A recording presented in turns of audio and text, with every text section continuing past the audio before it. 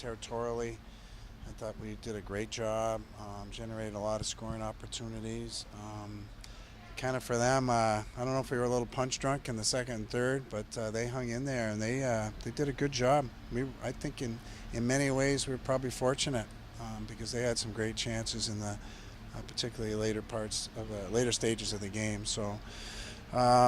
It's a 60-minute game. You hear that a lot in sports, and I just thought, I was proud of our kids the way we started the game. But when you can't bury those chances and you let a team hang around, bad things can happen. So we've had 5 ties now, and maybe I don't want to identify all of them, but there's good ties and there's bad ties, and I thought that one we just kind of we gave away a point tonight. So it's disappointing.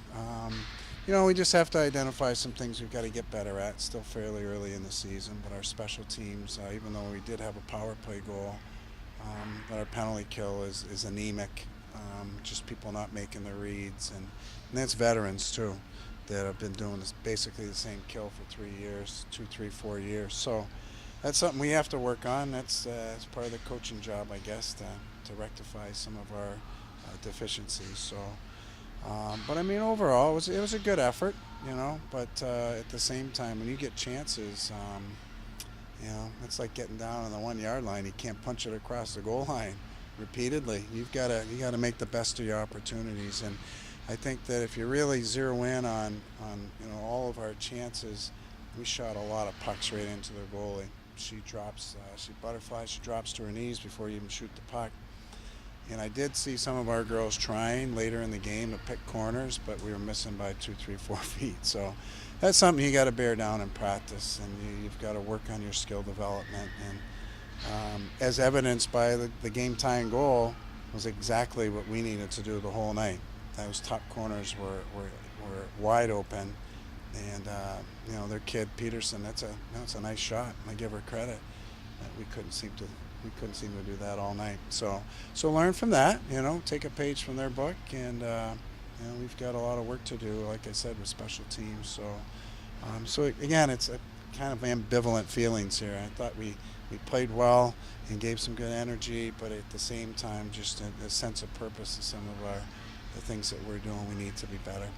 There was a big difference between the amount of shots and chances you got in the first period as opposed to the second and third. Do you think that more had to do with Penn State stepping up, or are you guys getting a little tired of running up there? A little bit of both. When I make reference to a little punch drunk, you're just down there a lot, and I think it's human nature when you're getting so many chances. You just think, well, we'll be getting these chances. They're going to be there all night, and I think Penn State, they weathered the storm. Goalie made some big saves, and and it's a one-shot game for the most part, and so that gives them a lot of energy and adrenaline and momentum to keep coming after us, and they did a good job.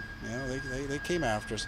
It would have been easy had we gotten 2, 3 early for them maybe just to pack it in, but it didn't happen that way. I guess that's why we play the games, right? So it's another lesson for our team to just recognize you got to finish teams off when you get a chance.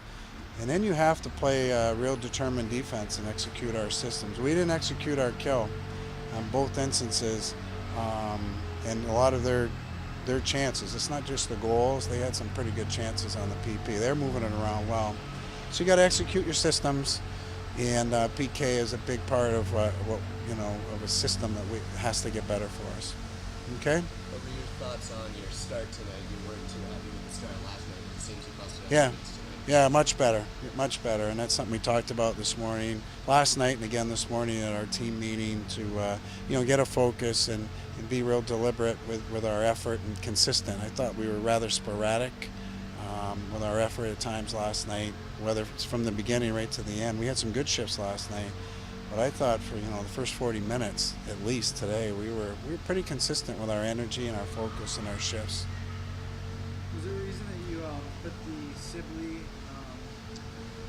Nerd, and Burris line out first versus the line you guys have? No, that's just to shake it up a little bit. I give different kids a chance to have their name called, I guess. That line produced pretty well tonight. Were you happy with that line? Yeah.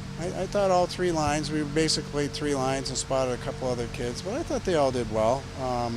Sibley, if I looked real quickly here, had 10 shots on net. That's a lot of shots, but you got to start thinking about shot percentage though for each individual, and you just got to, you got to bear down and recognize you don't have a lot of time. I know, but you've got to recognize, through practice, through muscle memory, that we've done it so often. And that's one thing we have to be better in practice. That it's just instinctive. It's second nature. That you look up, and you've got that little flash that you're seeing.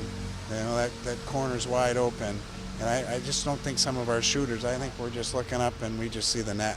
And so that's something you can refine and work on. And we've got some good shooters now. We've just got to kind of try to work at perfecting our skills a little bit.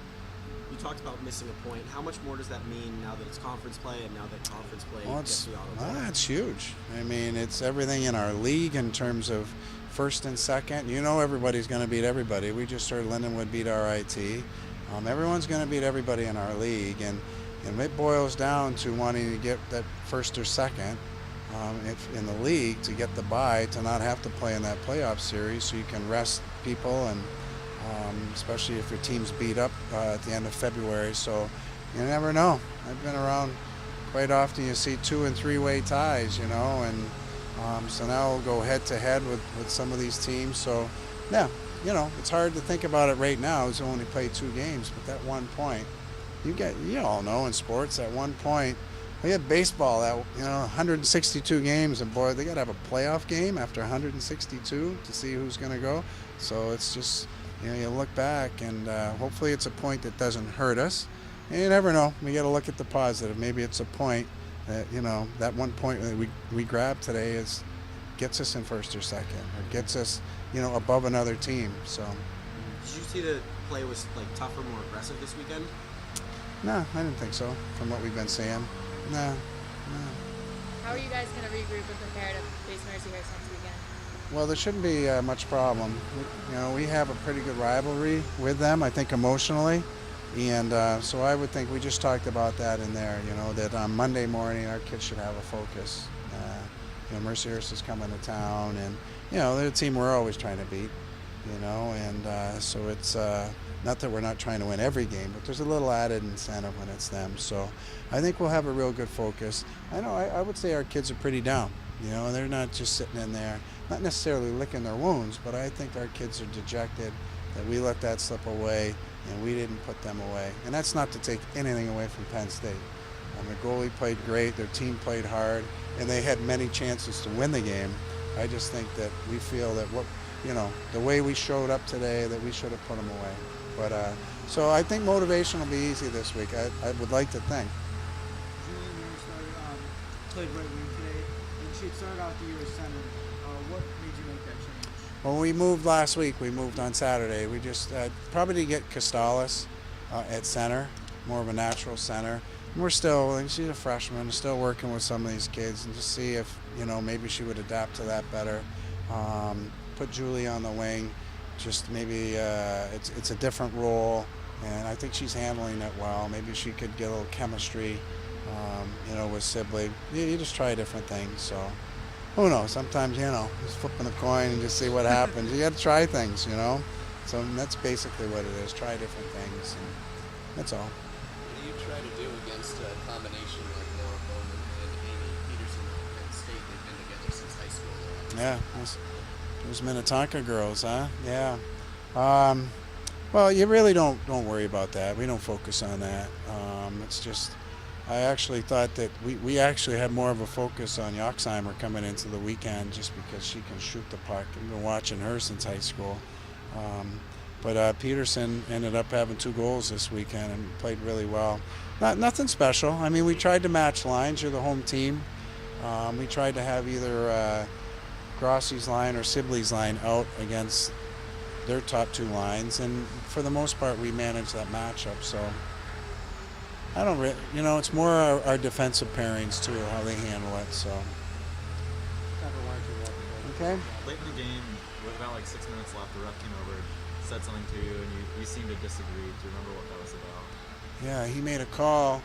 We were coming out of the zone. He said it hit a player on our bench, which is a whistle. We didn't think so. I don't know. Maybe you guys, anybody have a better angle?